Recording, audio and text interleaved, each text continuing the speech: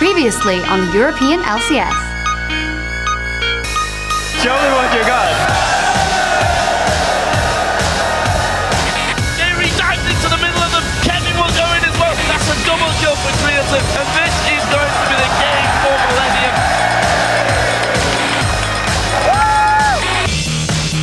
Thunderbolt's not going to be focused. Overpower will. Oh, wow! A double shot. Oh my god!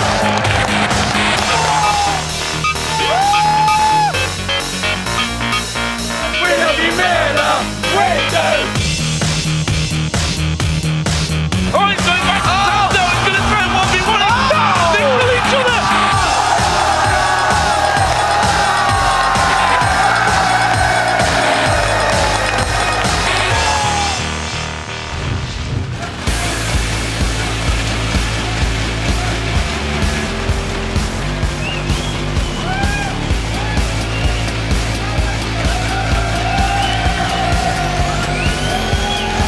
Welcome, ladies and gentlemen, to the European League of Legends Championship Series, coming to you live from our studio in Cologne, Germany. I'm Joe Miller, and alongside Martin Fischer-Lunger, we're back from a fantastic event in London. We're here to bring you week 6 of the summer split. And last week's London Roadshow was amazing. And we just want to say thank you again to all the fans who came out to support their favorite teams, and casters, of course. But it's good to be back here in Cologne, and we really have some exciting games ahead of us. It certainly is. And before we get started, let's take a look at the standings here in Europe. Alliance are, of course, still riding high in first place now with 10 wins and 2 losses to their name. And the closest team behind them is 2 games back right now, and that's SK Gaming in second at 8 and 4.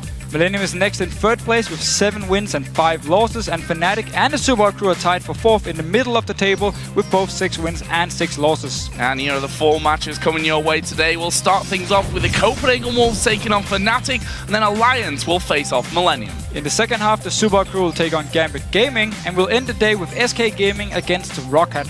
And as our matches play out this week, these will be the 5 players that we'll be keeping an eye on. First up, I chose Overpower because he was the Week 5 MVP and has been a crucial figure in guiding Roccat to their current 4-game winning streak.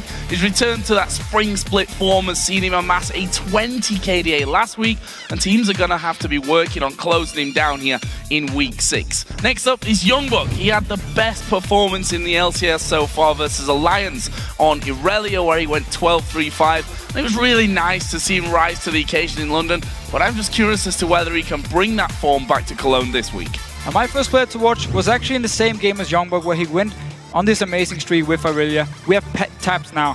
His play on Lucian against Copenhagen Wolves was absolutely fantastic, and overall Taps, he's not the superstar when you think about Alliance, but yet every single time he does so well, and many people consider him to be the best AD carry in Europe at the moment. Kazing is the next player to watch, formerly known as Yero. With the departure now of We Will Failure, Kazing gets another week to prove that he's the support Super Creative wants to keep on the team, and if he plays like he did in London, I definitely think he's a good choice. Creaton, he's going to be the last man to watch here. He didn't look too good on Lucian against Rocket, but then he really stepped it up on day 2 in London on Twitch, and it was a fantastic performance against Fnatic. And if he can keep his performance going, I definitely think he's one of the best AD carries in Europe.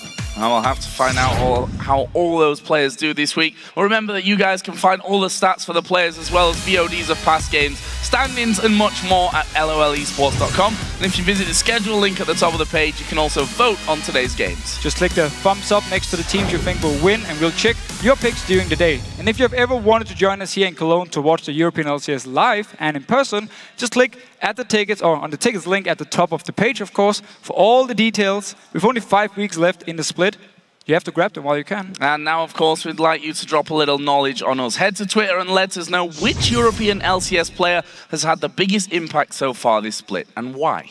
So I actually have to say Kerb, both a good and a bad way, because he's really the person deciding if Millennium will do well in the game or if they're just going to fall flat and just lose straight up here. So Kerb for me, but of course we want to hear from you guys, so send your answers to us at LOLesports, and make sure to use the hashtag LCS so we can highlight a few of your answers later in the show. Well, before we head into our first match, let's take a look back at the European LCS trip to London last weekend and take you behind the scenes to see how it all came together.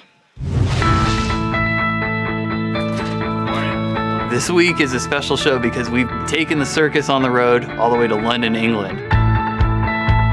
We want to bring the LCS to as many fans as possible, and we have a ton of fans in the UK, and it's just a perfect opportunity for that. I like actually traveling with the production. I like to travel with all the casters. Be here together, we hang out, we live together for a few days, and we just we have fun. I didn't expect that we were going to sell this place out, so when we did it and did it quickly, I was very surprised.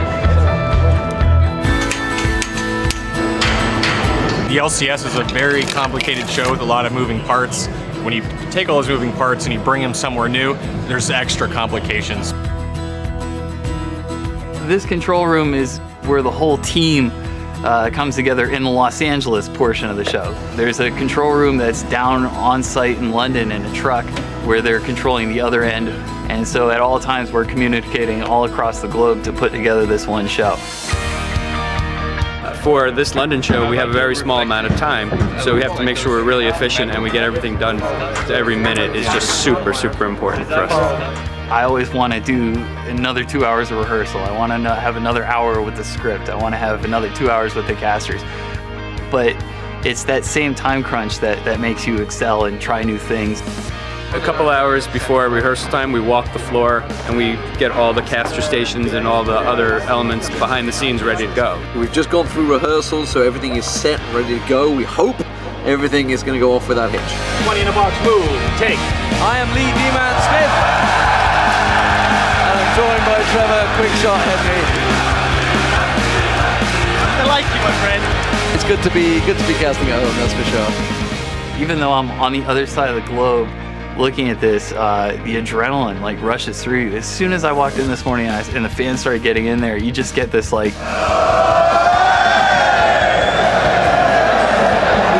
It's so nice to be in a full arena and see all those people that are cheering for the same thing. It's not fun because, as you can hear, the audience just brings a whole level of energy.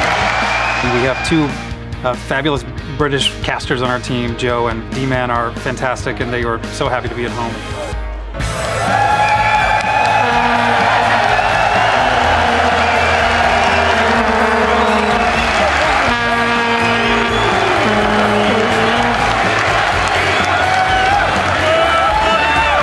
Best moment was hearing the entire crowd chant my name, and it literally brought a tear to my dad's eye.